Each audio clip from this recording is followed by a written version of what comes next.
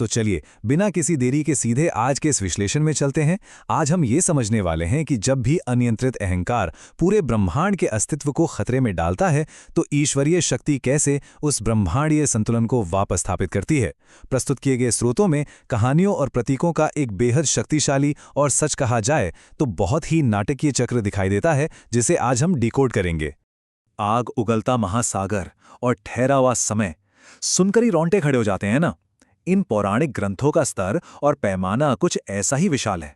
मतलब ये कोई आम कहानियां बिल्कुल नहीं है। ये वे नाटकीय क्षण हैं जब पूरा का पूरा ब्रह्मांड बस नष्ट होने के कगार पर खड़ा होता है। दांव पर हमेशा सब कुछ लगा होता है और इंद्रियों को झकझोर देने वाला ये विवरण हमें सृष्टि के एक बहुत बड़े सच की ओर ले जाता है। भाग 1, अराजकता और बढ़ता अहंकार, ब्रह्मांड का असंतुलन।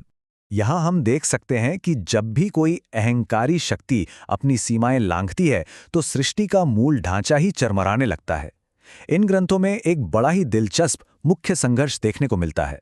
एक तरफ है अनियंत्रित अहंकार जो पहाड़ों को डुबाने, महासागरों को उबालने और सब कुछ भस्म कर देने वाली लालसा से भरा है, जैसे ग्रंथों में वर्णित हिरण्याक्ष या कामदेव का प्रभाव।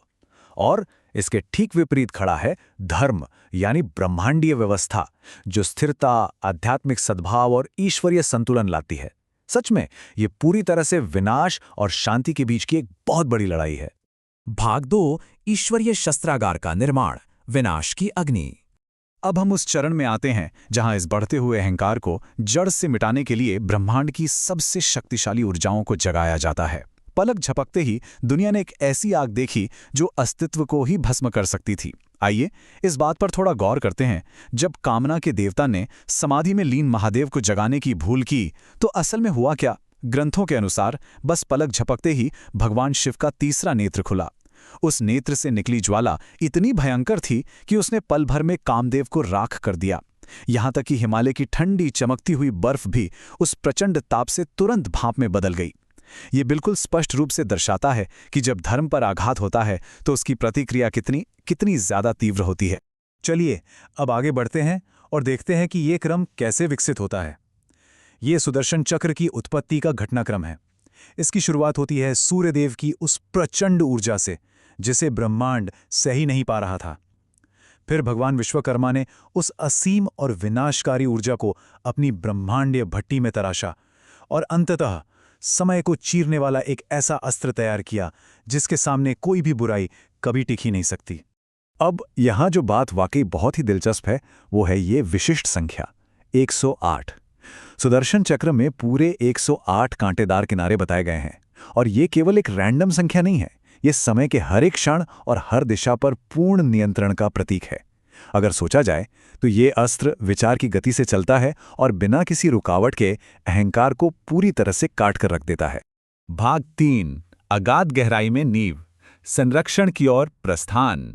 विनाश की इस प्रचंड अग्नि के बाद समुद्र मंथन की घटना के दौरान ब्रह्मांड को बचाने के लिए एक असीम स्थिरता की सख्त आवश्यकता थी।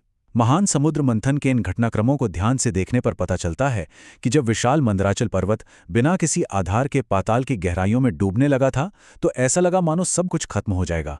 तब भगवान विष्णु ने कूर्म यानी एक विशालकाय कछुए का अवतार लिया और अपनी कठोर पीठ पर उस गिरते हुए पहाड़ की नींव रखी। उस भारी घर्षण से महासागर ऐसे उबलने लगा मानो वह सचमुच आग की सांसें ले रहा हो। लेकिन अंततः इसी अद्भुत स्थिरता से महान परिणाम सामने आए।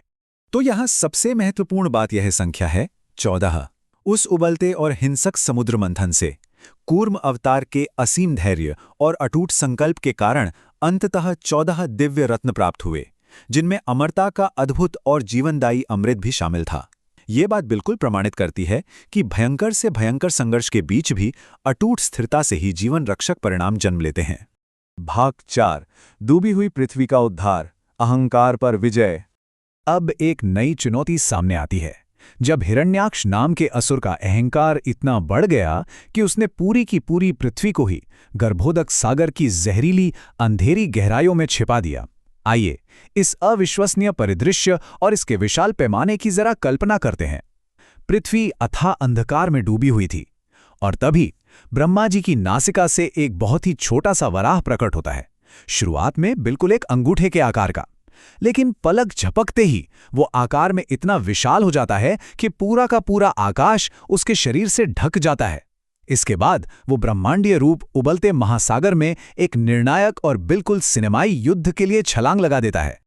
तो इस पूरी घटना का मुख्य निष्कर्ष यही है कि अहंकार पर हमेशा सत्य की ही अंतिम विजय होती है। पृथ्वी को पाताल से दिव्य दांतों पर उठाकर लाना, भगवान वराह ने न केवल उस असुर का वध किया बल्कि भौतिक रूप से पूरी पृथ्वी को सुरक्षित स्थान पर वापस स्थापित किया। सच में ब्रह्मांडीय स्थिरता को फिर से बहाल करने का एक बहुत ही शानदार और शाब्दिक उदाहरण है। भाग 5 ईश्वरीय समर्पण की धुन, विशुद्ध प्रेम और ठहराव। उन महासंग्रामों और भयंकर उथल-पुथल के बाद अब ये उद्धरण कितनी खूबसूरत और चमत्कारिक तस्वीर पेश करता है। पक्षी उड़ना भूल गए और नदी ने स्वयं उसे सुनने के लिए बहना रोक दिया। विनाश की आग और महासागरों के उबलने के बाद ग्रंथों में एक गहरी, बहुत ही गहरी शांति का जिक्र है। ये भगवान कृष्ण की बांसुरी का प्रभाव था। उस वाद्य यंत्र से निकलने वाली धुन इतनी शक्तिशाली और आध्यात्मिक रूप से इतनी सम्मोहक थी कि इसने तेज गति से बहती हुई यमुना नदी के जल को भी भौतिक रूप से रोक दिया था। प्रकृति की हर एक चीज बस उस संगीत के सामने मौन हो गई थी। और ये शून्यता या खालीपन की परिभाषा हमें उस बांसुरी का असली दार्शनिक अर्थ समझाती है। शून्यता का मतलब है खुद को अहंकार के शोर से पूरी तरह खाली कर लेना। जैसे एक बांसुरी अंदर से बिल्कुल खाली होती है ना, तभी तो उसमें से एक इतनी सुरीली धुन निकल पाती है ना? स्रोतों के अनुसार मानवता भी ईश्वरीय प्रेम का अनुभव तभी कर सकती है जब वह खुद को अहंकार से पूरी तरह मुक्त कर दे और एक स्वच्छ खाली माध्यम बन जाए। भाग 6 शाश्वत ब्रह्मांडीय संतुलन, सद्भाव की पुनर्स्थापना। अगर इस विश्लेषण के इन सभी धागों को एक साथ जोड़ा जाए तो स्पष्ट रूप से देखा जा सकता है कि यह पूरा ब्रह्मांडीय चक्र हमेशा एक ही दिशा में काम करता है। चाहे वो सुदर्शन चक्र की तीव्र अग्नि हो या अगाध जल में छिपी वह गहरी शांति।